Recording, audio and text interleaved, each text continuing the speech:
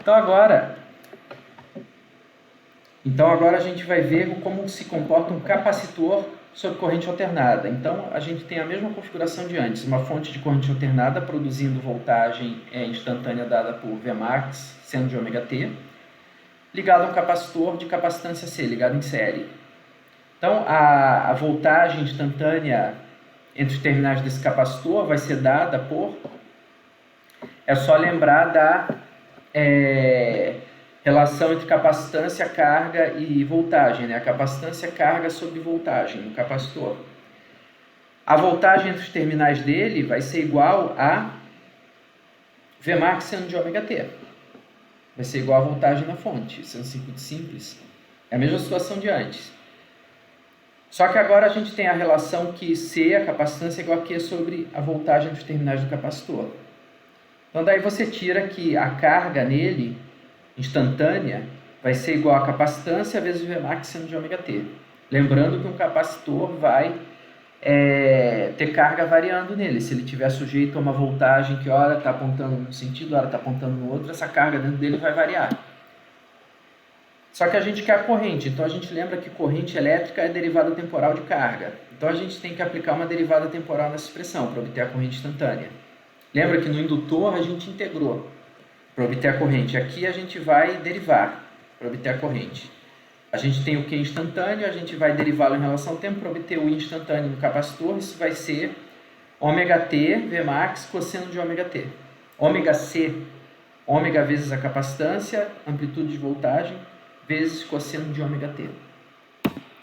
Lembrando que o cosseno sempre há essa relação de 90 graus de defasagem entre seno e cosseno. Então o cosseno ele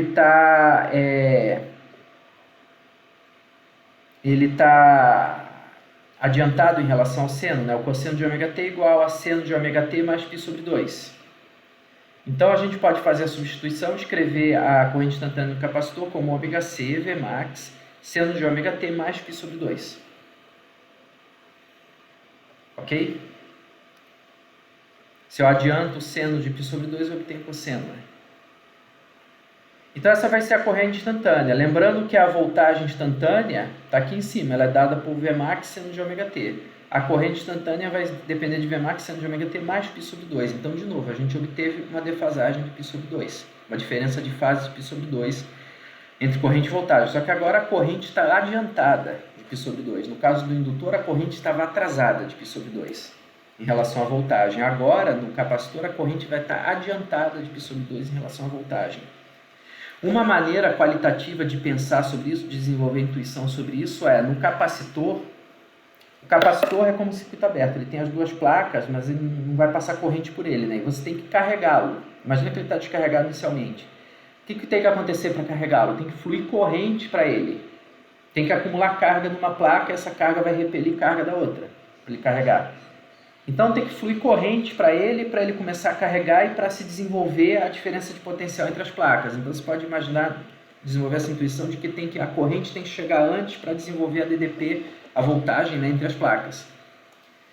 No caso do indutor é o contrário. No caso do indutor, ele vai desenvolver a DDP antes dele para se opor à passagem de carga por ele. Digamos que você tem um indutor, a tua bobina, sem nenhuma carga passando por ela, sem nenhuma corrente circulando.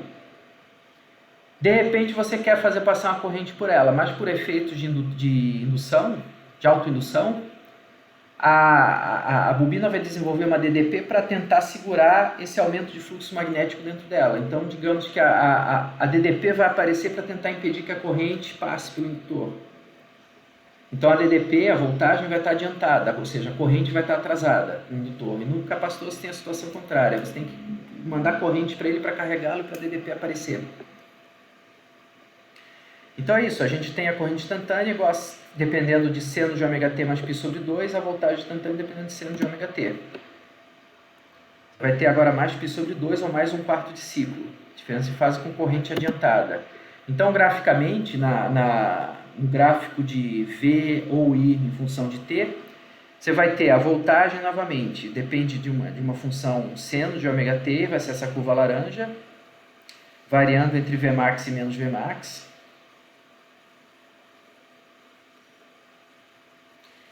E no caso, o I está adiantado, então é o oposto do indutor, né? Enquanto a nossa voltagem aqui no capacitor está passando pelo zero e subindo, a nossa corrente já atingiu o máximo e já está descendo aqui. Quando a voltagem atinge o máximo, nossa corrente já atingiu zero, já está indo para o mínimo, pro mínimo aqui, né? Pro máximo na parte negativa da curva. Quando eu estou nessa parte aqui, a voltagem está indo para o zero e ela que está indo para o pico aqui negativo, enquanto que a corrente já está subindo, já está indo para o pico positivo. Isso quer dizer que a corrente está adiantada. No diagrama de fasores, agora eu vou ter o fasor laranja aqui representando a voltagem, e eu vou ter agora o fasor de corrente 90 graus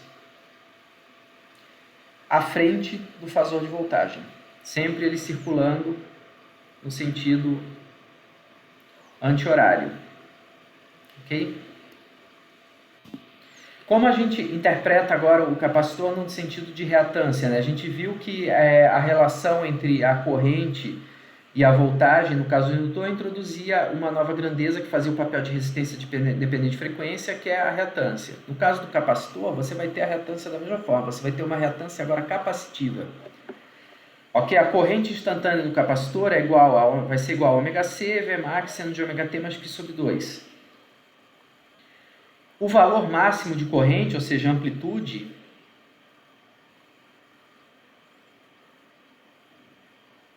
vai ser o quê? ωc Vmax. Então a gente vê que daqui você tira que o Vmax é igual a o Imax vezes 1 sobre ωc. 1 sobre ωc vezes Imax. Esse 1 sobre ωc vai ser a nossa reatância capacitiva. Ele novamente vai ter unidade de ohm. E você pode fazer novamente a análise dimensional para ver que isso vai ser verdade, né? A unidade de capacitância é o que? É o coulomb por volt. Isso vai ser o coulomb por volt. A unidade, o ômega é segundo a menos 1. Logo, o ωc, a unidade de ωc, vai ser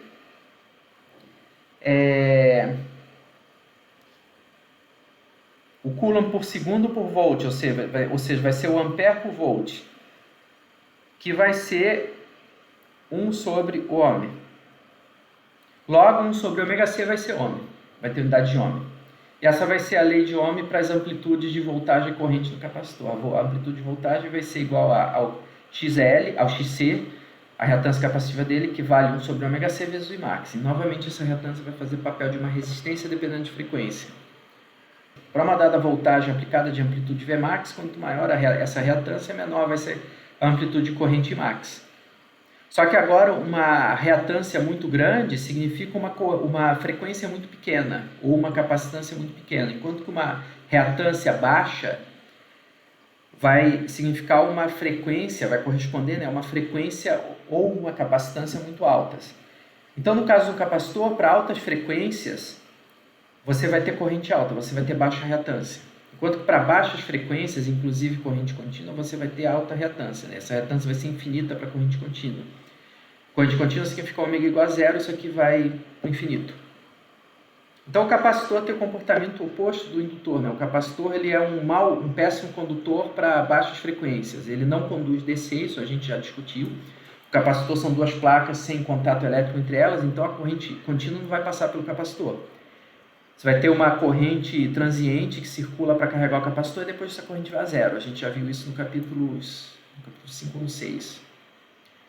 Enquanto para frequências muito altas, para corrente alternada de alta frequência, o capacitor vai atuar quase como um condutor ideal, quanto maior for a frequência. Ele tem o comportamento oposto do indutor. Ok? E a versão da lei de Ohm para ele vai ser que o Vmax é igual a XC Imax. O capacitor vai ser igual a reatância capacitiva vezes o Imax, isso a gente já viu. A gente pode fazer essa curva, né, de como vão se comportar a resistência, a reatância capacitiva e a reatância indutiva com frequência. Então, a resistência é constante, ela não depende de frequência. O resistor não introduz nenhuma defasagem entre corrente e voltagem, não muda nada, ele tem um comportamento igual ao de corrente contínua. O capacitor vai ter uma reatância muito alta para baixa frequência, e essa reatância vai caindo e tendendo a zero para frequências muito altas, enquanto que o indutor vai ter uma reatância nula a frequência zero em corrente contínua e vai ter uma reatância que cresce linearmente com a frequência.